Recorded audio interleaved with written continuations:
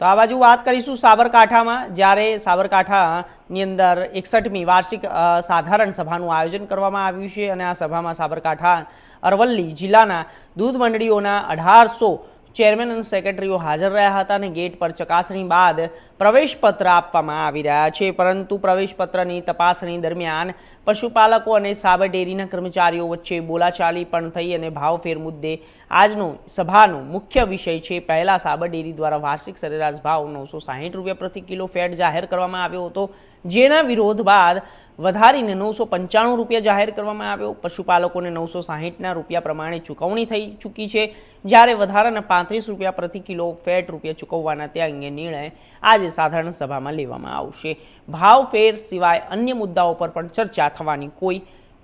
છે અને કોઈ અનિચ્છનીય ઘટના ન બને તે માટે સાબર ડેરી બહાર ચુસ્ત પોલીસ બંદોબસ્ત ગોઠવવામાં આવ્યો છે.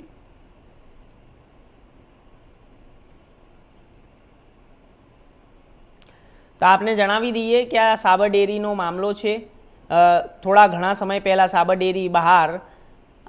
આંદોલન કરવામાં આવ્યું હતું. પશુપાલકો દ્વારા ભાવને લઈને આંદોલન કરવામાં આવ્યું હતું અને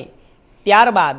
હાલ અત્યારે તે નિર્ણય લેવામાં આવ્યો છે, પરંતુ ભાવ વધારાની સાથે જ અત્યારે જે ચૂકવણી કરવામાં આવી છે તે જૂના ભાવ પ્રમાણે પહેલાં ચૂકવણી થઈ ચૂકી છે અને હવે જે નવી ચૂકવણી છે તે અંગે પણ તેના જે લેણા નીકળે છે તેના માટે પશુપાલકો પણ બહાર ઊભા હોય છે અને જો કોઈ અનિચ્છનીય બનાવ ન બને અને તે માટે પણ તેમને ચુસ્ત પોલીસ બંદોબસ્ત ગોઠવી રાખ્યો છે, જેમાં 1800 મંડળીઓના ચેરમેન સેક્રેટરીઓ હાજર રહ્યા હતા અને આ સાથે જ 35 રૂપિયા પ્રતિ કિલો ફેટ ચૂકવવાનો મુદ્દે નિર્ણય